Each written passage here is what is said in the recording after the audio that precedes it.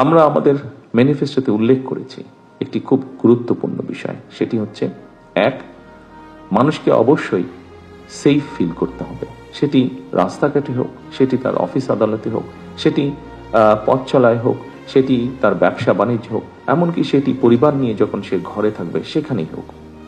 কাজটি অনেক কঠিন, কিন্তু আমি মনে করি আপনারা সহ প্রজাতন্ত্রের সমগ্র বাংলাদেশের প্রজাতন্ত্রের যত কর্মকর্তা কর্মচারী আছেন, আমরা যদি সকলে মিলে একসাথে কাজ করি, নিশ্চয়ই আমরা সেরকম একটি পরিস্থিতি গড়ে তুলতে সক্ষম হব। আরেকটি বিষয় আছে, যেই বিষয়টিকে আমরা অ্যাড্রেস করতে চাই। যেভাবেই হোক এই বিষয়টি আমাদের সকল ব্যবস্থাকে, সমাজের সকল ব্যবস্থা, রাষ্ট্রের সকল ব্যবস্থাকে অনেক পিছিয়ে দিয়েছে, অনেক ক্ষেত্রে ধ্বংসের দ্বার প্রান্তে নিয়ে গিয়েছে। সেটি হচ্ছে দুর্নীতি। একটি বিষয় আছে, যেই বিষয়টিকে আমাদেরকে অবশ্যই অ্যাড্রেস করতে হবে। কিন্তু এই বিষয়টিকে একটি রাজনৈতিক দল হিসেবে, সরকার হিসেবে যদি আমরা অ্যাড্রেস করতে চাই, অবশ্যই আপনাদের মতন মানুষ যারা আছেন তাদের সহযোগিতা, তাদের 100% সহযোগিতা ছাড়া আমাদের পক্ষে সেটি সম্ভব হবে না।